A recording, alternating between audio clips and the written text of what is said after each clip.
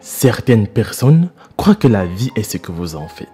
D'autres disent que la vie est ce qui a fait d'eux les personnes qu'elles sont aujourd'hui, puisqu'elles n'ont pas le pouvoir de changer ce qui les arrive et même pourquoi cela les arrive. Aujourd'hui, nous vous racontons l'histoire de ce vieil homme qui vit sans jambes. Et étonnamment, il dit que même s'il n'a pas de jambes, il n'en a pas du tout besoin, parce qu'il croit que tout ce qui quitte le corps humain n'a plus aucune importance et ne revient jamais. Mais avant de poursuivre, voici la question du jour. Quel est le plus long fleuve d'Afrique? A. Le Niger, B. Le Congo, C. Le Nil. J'attends vos propositions dans les commentaires et la réponse exacte vous sera donnée à la fin de la vidéo. C'est un homme et un père de famille dont il doit s'en occuper. Malheureusement, il n'y a aucun moyen pour lui qu'il puisse travailler et leur donner les besoins de base en raison de son handicap. Quand nous lui avons demandé comment tout cela s'est passé, il nous a raconté son histoire. C'était une personne normale. Il a grandi et est devenu un homme. Plus tard, il a rencontré une femme et ils sont tombés amoureux. Ils se sont mariés et ont commencé à vivre ensemble. Ils ont fondé leur propre famille et c'était quelque chose dont il fallait être très heureux. Ils ont tous les deux eu des enfants et ils vivaient heureux. Il dit qu'ils ne vivaient pas du tout dans ce pays. Ils ont eu une vie dans un autre pays voisin.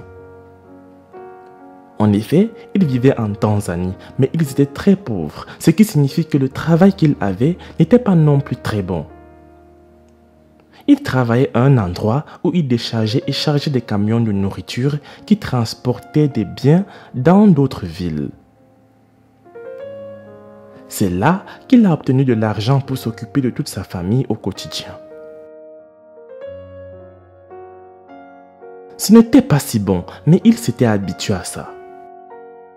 Un jour, il est rentré chez lui. Il était très heureux parce qu'il avait reçu son salaire. Et le lendemain matin, il est retourné au travail comme d'habitude. Mais alors qu'il était en route, les choses se sont avérées très mauvaises pour lui. Il traversait la rue et a été grièvement heurté par un camion qui roulait trop vite. Il perdit connaissance et se réveilla à nouveau pendant qu'il était à l'hôpital. Il a été choqué quand il a remarqué qu'il n'avait pas ses deux jambes. Les personnes qui ont vu cet accident ont dit qu'il traversait la route et le camion a perdu le contrôle et l'a renversé. Ça lui a écrasé les deux jambes et quand le chauffeur a vu ce qu'il avait fait, il a roulé aussi vite qu'il le pouvait et c'était la dernière fois qu'on le voyait dans le coin. Il a été transporté d'urgence à un hôpital voisin, mais il était toujours inconscient.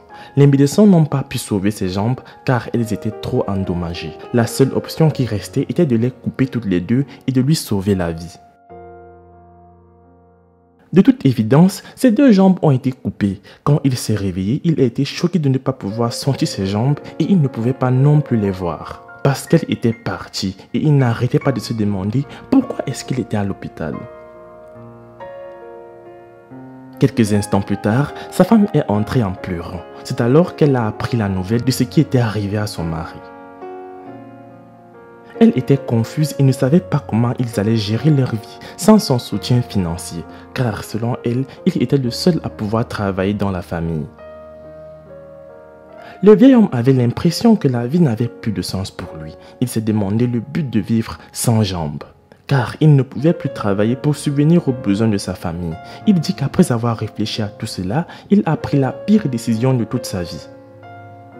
Il avait pensé à beaucoup de choses pendant qu'il était allongé sur le lit d'hôpital. Son traitement était très coûteux. Sa famille n'avait pas d'argent pour se le permettre et il n'avait pas non plus de travail, ce qui signifie qu'il était un lourd fardeau pour eux. Un médecin qui venait toujours lui donner des médicaments lui a demandé de l'argent pour payer les factures d'hôpital. Le vieil homme lui raconta l'histoire de sa vie et il a demandé au médecin de le tuer car il savait qu'avec un tel handicap, il allait être un fardeau très lourd pour sa famille. Il avait un peu d'argent sur son salaire et il était prêt à tout donner à son médecin pour mettre fin à sa souffrance et à sa douleur. Le médecin a alors accepté de lui injecter un médicament qui allait mettre fin à ses jours. Pendant qu'ils en parlaient, ils n'avaient absolument aucune idée qu'il y avait quelqu'un qui les entendait. Cette personne a couru vers sa femme et lui a dit ce que son mari était sur le point de faire. Elle a ensuite rapidement couru vers lui et l'a convaincu que c'était une très mauvaise idée, car ils étaient prêts à vivre avec lui comme il l'est. Lorsque le médecin est venu pour terminer le travail, ils l'ont annulé. Ils ont utilisé tout son salaire pour payer les factures d'hôpital et ils ont été renvoyés chez eux. Mais le vieil homme était déprimé et sa femme avait peur qu'il trouve encore un moyen de se suicider. Alors ils sont retournés dans leur pays d'origine, car gérer la vie à l'étranger devenait également trop difficile car aucun d'entre eux ne travaillait. Ils devaient encore trouver un moyen d'obtenir de la nourriture pour eux-mêmes, sinon ils allaient mourir de faim. Ils sont rentrés chez eux. Pourtant, la vie n'était plus la même. La seule façon pour eux d'obtenir de l'argent était d'aller s'asseoir dans des endroits bondés, comme des rues ou des marchés animés, et de mendier des pièces de monnaie. Alors sa femme a commencé à travailler parce que leurs enfants n'allaient plus à l'école. Leurs parents ne travaillaient plus, donc plus moyen de payer les frais de scolarité. Alors ils sont restés à la maison et aidaient leurs parents dans les travaux ménagers. Leur mère a commencé à creuser pour des gens, laver leurs vêtements et nettoyer leur maison afin qu'ils puissent gagner de l'argent. Et plus tard, elle a réussi à envoyer ses enfants dans une école bon marché. Et encore, ils ont réussi à payer leurs fournitures scolaires. Ils s'occupent à faire de petits travaux pour des personnes dans la société afin de pouvoir gagner un peu d'argent, ce qui n'est pas aussi facile que ça y paraît. Il dit qu'il n'a pas réussi à donner une bonne vie à sa famille et les voir souffrir et travailler si dur pour avoir de la nourriture lui brisait le cœur. Bien qu'il essaie de faire tout ce qu'il peut pour aider, il y a encore beaucoup de travail qui doit être fait ici. Lorsque nous avons rendu visite à cette famille, nous avons trouvé cet homme handicapé et sa fille. D'autres étaient partis travailler et nous n'avons pas pu les rencontrer. Il demande de l'aide pour obtenir un fauteuil roulant et pouvoir amener ses enfants à l'école car ils se concentrent à peine en classe, en raison du travail qu'ils font pour différentes personnes dans la société afin de gagner de l'argent. Les amis, vous pouvez aider cette famille en faisant un don sur le lien GoFundMe épinglé dans les commentaires. La réponse à la question du jour était: le plus long fleuve d'Afrique est le Nil. Laisse un like si tu as trouvé. Moi, je vous laisse et surtout on se prend pour la prochaine fois.